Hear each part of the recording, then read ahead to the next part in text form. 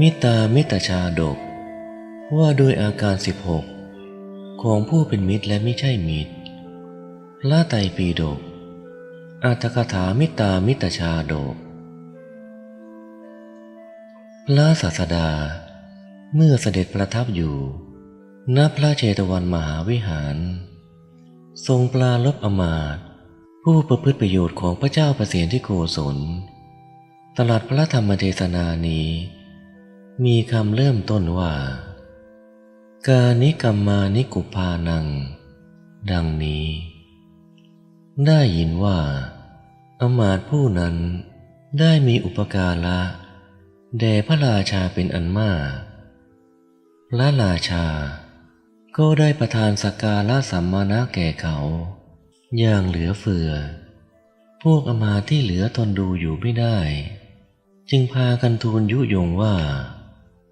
ข้าแต่พระองค์ผู้เจริญอมาตย์คนนู้นจะทำความพินาศแก่พระองค์พระราชาทรงกำหนดพิจารณาดูอมาตย์นั้นก็ไม่เห็นโทษอะไรทรงพระดำริว่าเราไม่เห็นโทษอะไรของอมาตย์นี้ทำอย่างไรหนอจึงจะสามารถรู้ว่าอมาตย์นี้เป็นมิตรหรือไม่ใช่มิตรทรงคิดได้ว่าเว้นพระตถาคตเสียแล้วคนอื่นไม่สามารถรู้ปัญหานี้ได้เราจักไปทูลถามพอเสวยพระกยาหารเช้าเสร็จแล้วก็เข้าไปเฝ้าพระศาสดาทูลถามว่าข้าแต่พระองค์ผู้เจริญทำอย่างไรหนอคนเราจึงจะสามารถรู้ว่าใครเป็นมิตรหรือไม่ใช่มิตรของตนลำดับนั้นพระศาสดาตรัสกับพระราชาว่าดูก่อนมหาบพิตรแม้บัณฑิตในครั้งก่อนก็คิดปัญหานี้แล้วทูลถามพวกบัณฑิตรู้ได้โดยที่บัณฑิตเหล่านั้นบอกเว้นพวกที่ไม่ใช่มิตรเสียคบแต่มิตรเท่านั้นพระราชาทูลอาราธนาให้ตัดเรื่องราวพระองค์ทรงนำอดีตนิทานมาตัดเล่าดังต่อไปนี้ในอดีตการเมื่อพระเจ้าพรหมทัตสวยราชสมบัติอยู่ในพระนครพาราณสีพระโพธิสัตว์สวยพระชาติเป็นอมาตย์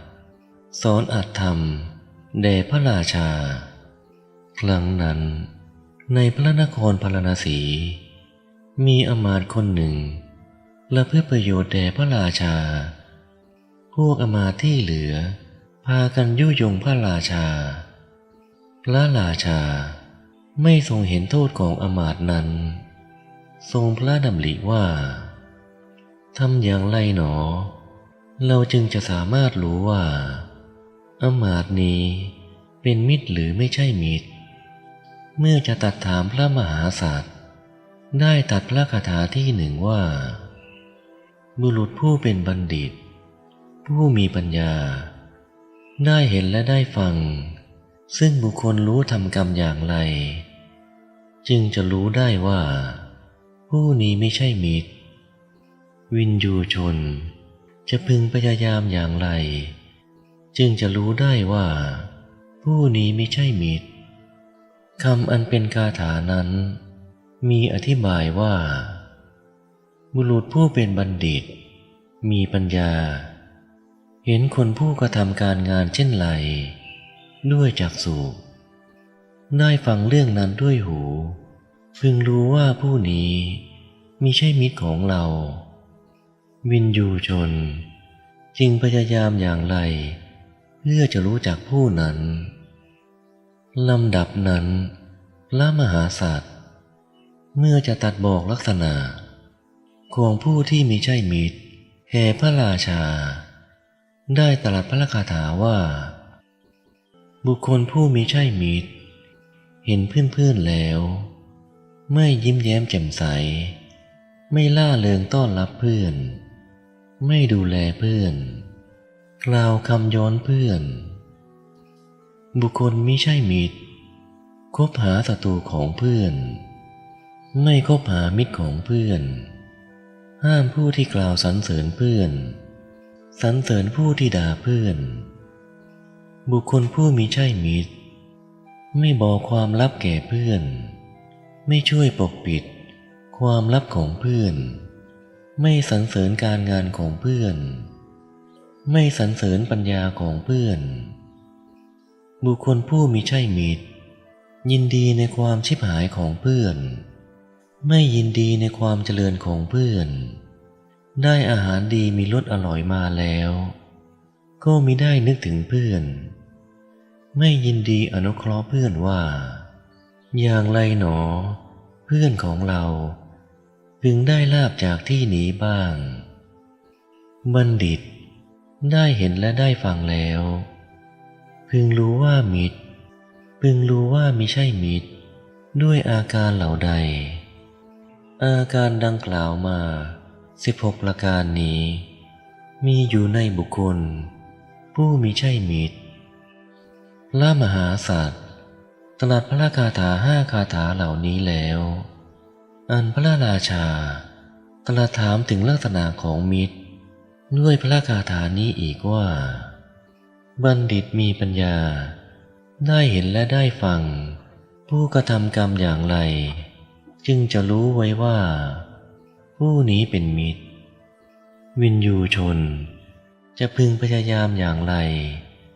จึงจะรู้ได้ว่าผู้นี้เป็นมิตรจึงตัดคาถาที่เหลือว่าบุคคลผู้เป็นมิตรนั้น